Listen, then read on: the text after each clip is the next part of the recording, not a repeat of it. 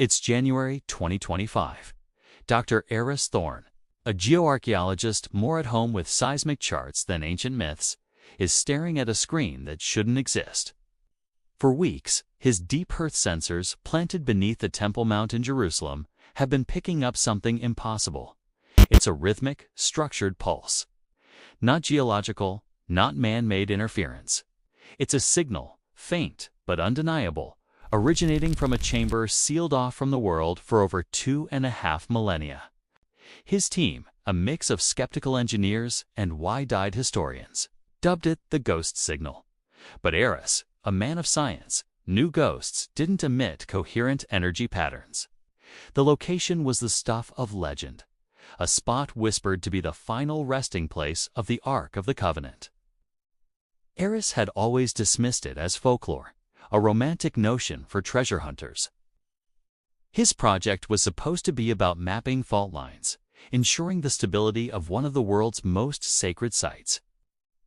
Yet, the signal persisted, a steady heartbeat from the depths of history. The data was irrefutable. After weeks of cross-checking, eliminating every other possibility, Eris was left with one conclusion. As terrifying as it was exhilarating, something was active down there.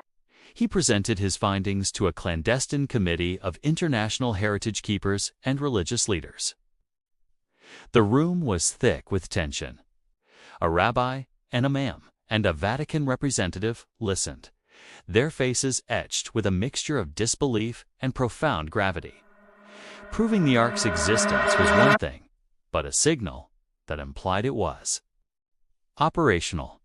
The implications were staggering. Was it a warning? A beacon? A countdown?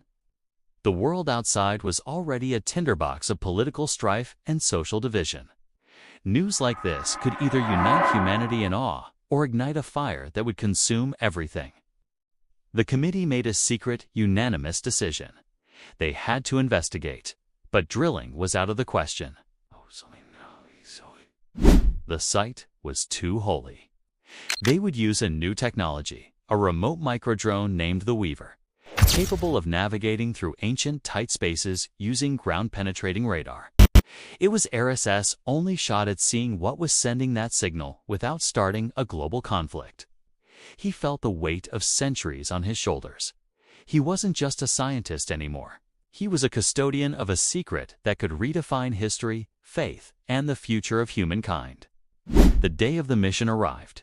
Eris and his core team were huddled in a mobile command unit, hidden away in the ancient city's labyrinthine alleys.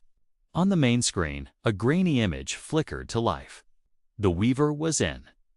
It navigated through collapsed tunnels and forgotten cisterns, a tiny pilgrim on a journey through time. Eris's heart hammered against his ribs. Every meter the drone traveled was a meter further back into history than anyone had ever gone. The signal grew stronger, its rhythmic pulse now a clear, resonant hum audible through the drone's sensors. Then they broke through into a small, perfectly square chamber carved from the bedrock. The air in the command unit hitched. In the center of the room, resting on a simple stone plinth, was an acacia wood chest overlaid with gold. It was unmistakable. The depictions, the size, the sheer unearthly presence of it was the Ark of the Covenant. The team was silent, breathless. But the most shocking part wasn't the Ark itself. It was the source of the signal. Hovering just above the Ark, shimmering like a heat haze, was a complex, interlocking latticework of pure light. It wasn't a separate device. It was emanating asterisk from asterisk the Ark, a golden three-dimensional pattern of what looked like data. It pulsed in time with the signal, a symphony of light and energy. This wasn't just a sacred relic, it was a piece of unfathomable technology. Eris felt his scientific worldview crumble and rebuild itself in a single, heart-stopping moment. The legends weren't just stories.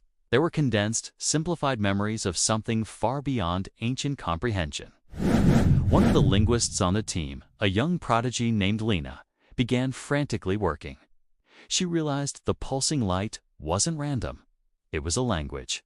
a complex mathematical language based on harmonic frequencies. It was broadcasting something, a message.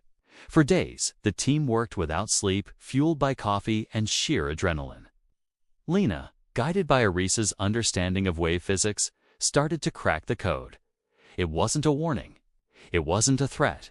It was a repository, a library.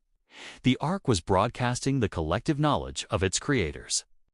Not just their history, but their science, their philosophy, their art, advanced physics that made their own look primitive, medical knowledge that could cure diseases they were still battling, concepts of social harmony and universal ethics that were breathtaking in their simple, profound wisdom. It was a blueprint for a better world, a complete guide to elevating a civilization. They had found the ultimate inheritance, a gift left for a future generation deemed ready to receive it. But then came the crushing realization. The signal was weakening. The energy source, whatever it was finally depleting after millennia. Eris estimated they had weeks, maybe a month, before it went silent forever, taking its library of wonders with it. They were recording everything, but the sheer volume of data was astronomical. They could only capture a fraction of it. The committee was in turmoil. Some argued to release the findings immediately, to let the world share in the discovery and the race to decode it. Others feared the chaos, the greed, the wars that would be fought over such knowledge. It was Eris who saw the real message. He looked at the frantic, divided faces around him, and then back at the screen showing the beautiful, fading light. He remembered a key fragment Lena had translated, not from the complex science, but from the core philosophical texts. It spoke of a universal constant, a force more powerful than any physical law: empathy, connection. The idea that knowledge without compassion is a hollow, dangerous thing. Eris stood up, his voice quiet but firm. "We're looking at this all wrong," he said. "We think the treasure is the data, the technology. But what if the data is just the packaging? What if the real message is the act of giving it?" He paused, letting the words sink in. Its creators didn't hide this to be found by one group, one nation, or one religion. They left it for everyone. The only way we can be worthy of this knowledge, the only way we can hope to understand it all, is if we do it together. He proposed a radical idea. Instead of hoarding the secret, they would create a new global project, an open-source initiative. They would invite the best minds from every country, every field, every faith to work together, not just on decoding the data, but on understanding its ethical implications.